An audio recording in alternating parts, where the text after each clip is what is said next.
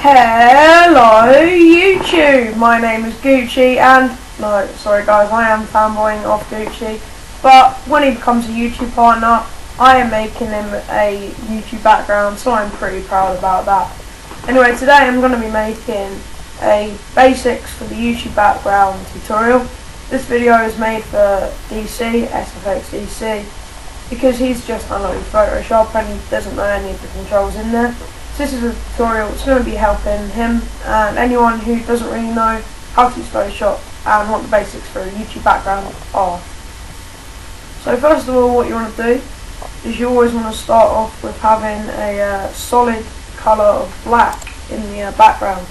So to do this, you want to come to this little button, solid colour, and then just choose a black. Okay, and you're going to drag that down to the bottom. Then you want to do this again. Now you can do this two ways. One of the ways is by going down here again, then to gradient, and choosing two colours, let's say green. So green, and guys, you must remember to change this one's green as well, or the same colour. Green and green, and set it to radial, and a scale to about 140 I like to use. Then you can move it up a little bit like that, and that's your colour in the background pretty much done there. In quite a lot of YouTube backgrounds you see either striped diagonal lines going across like this.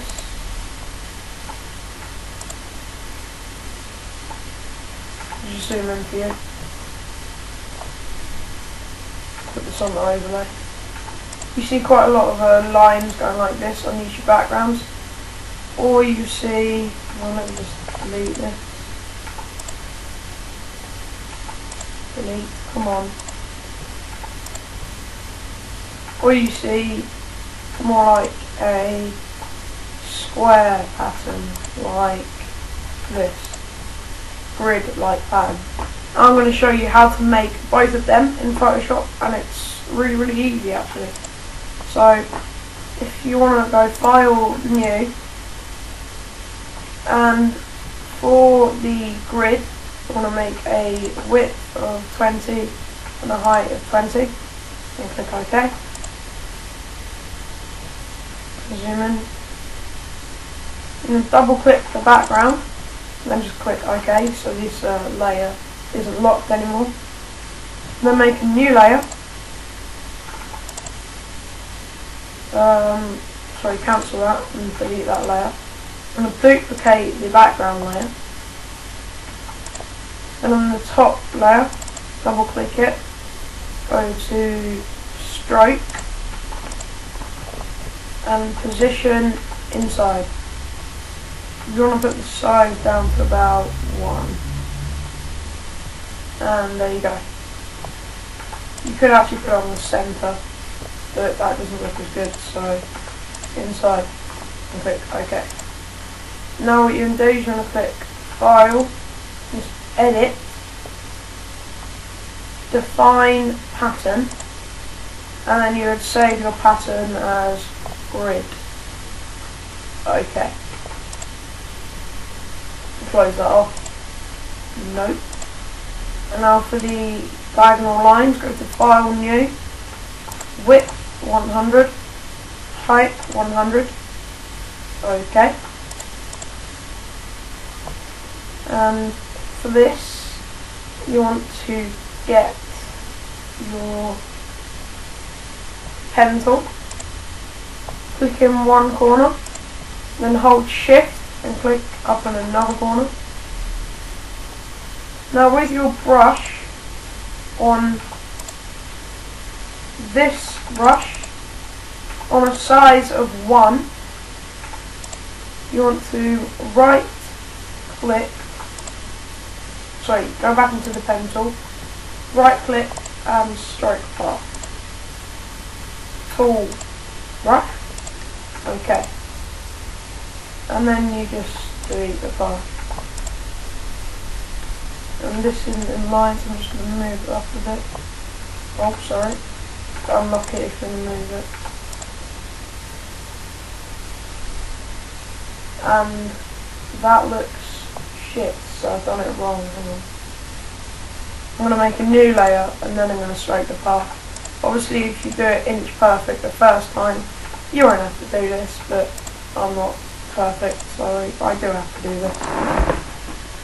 Use the brush again, and then I'm obviously going to move it up one like that, and that's perfect like that. So there you have your line, and just delete the path, make sure it's fine. Oh, what a rhyme! I'm a tank. Play. Yeah. Right, so there's your line. Go to edit, define pattern, and this time diagonal line.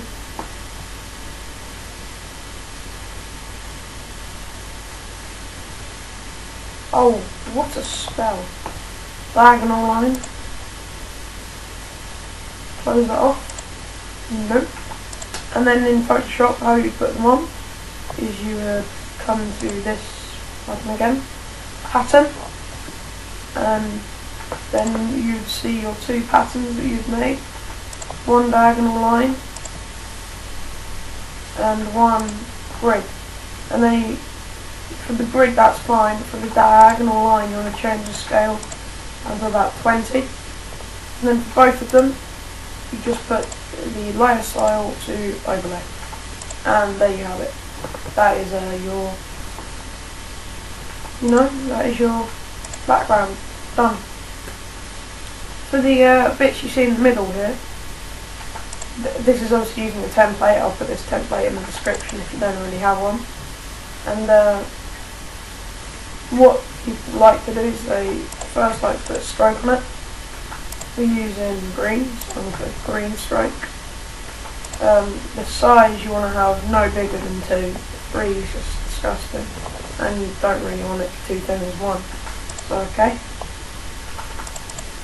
I also like to put a inner glow on. Now I'm having an inner glow of green again. Okay. I might put the size up a bit here. You see, the bigger you make the size, the bigger the glow is there. So I want a glow about that big. Then outer glow of green.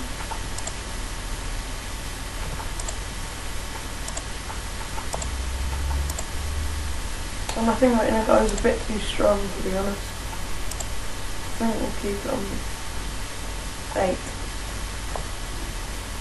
And finally a drop shadow. Distance 0, spread 0, and the size is about 18. That's what I usually like to use. And it comes up like this. That is your layer style, and that looks rather nice actually. Now on many YouTube backgrounds you see glosses, and this gloss technique is very useful and a lot of people use it. It just makes the modules look nice. So what you're going to do is you're going to make a new layer. You have to hold down Alt on your keyboard and then click in between these 2 layers to create a clipping mask. Or if you can't do that for some reason, right click and create clipping mask. And then on this layer, I'm going to come to your rectangular marquee tool, drag it halfway, and then zoom in, drag it halfway over the top of the first bar. That looks about halfway. And then click on your gradient tool, put your foreground colour to white. Make sure it's on linear, not radial. Make sure it's on linear, not radial. And then for this one, you're going to go quite high up, about up here. And then just drag it straight down till it comes over the top, like that. Can't see that whatsoever, so it's obviously not strong enough. You can see that it's quite strong if you do it from there. I want to say that looks nice. I went way too high up the first time. And then if you click Ctrl D to deselect the layer, so deselect the selection. Now for the second box, you'll go to a elliptical marquee tool. Create a circle around the top box like that. And now if you just do a get your gradient tool and go down like this, you'd see that it goes over all of it and it's a bit of a fail. So what you want to do is you want to come up here, go to your rectangular marquee tool, hold down Alt. If you don't have like an Alt, then I don't know how you'd do this. Hold down Alt, then create a box over the top box like that, and then let go. And you have a selection of just this, and that is perfect. If you want to know how to do that, that is quite a good technique. This one you do need to go quite high. I'm going to say about here and drag it down. That looks nice. Control D once again. And then for the final one, you do the same. You get an elliptical marquee tool like that. Get your rectangular, hold down Alt, box like that, gradient tool, and drag down. There you go, there you have it. Obviously you can make these a lot more strong glosses. Actually that one's a bit too weak, so I'm going to do this a bit stronger. But if you do it like really close, you have a really strong gloss like that. That's just disgusting. But you can do the glosses to your needs. Nope, it's still a bit too weak. Let's try from the top box. Yeah, the top box looks nice. And then you can merge down this layer, and you have that. So guys, in 12 minutes we have created just a shit normal black boxes with no background into a nice YouTube background like this. And this would be a nice background by itself, you know, without any text or anything. So the final thing I'm going to show you today is how to make these boxes at the bottom fade out to black. If you don't have them fade out to black, then you know it's just going to stop at the bottom of your background and the bottom of your YouTube channel, and it's going to look really shit. So you want to make this fade out to black. Obviously this is only going to work if your background colour on YouTube is set to black. If it's set to blue or some purple, then no, it's not going to work. Just create a new layer and make sure your foreground colour is black. Have it on linear, the gradient, and then all you need to do is go down to the bottom, hold shift and drag up to the top module, and that makes it fade out, and that is once again another useful skill to know. So there we have it, a basic YouTube background and some simple tips that could help you in the future. And hopefully you like this tutorial. A shout out to DC, he's the reason I made this video. And I love you, Gucci. Peace out. I've been TxrbulenceFx.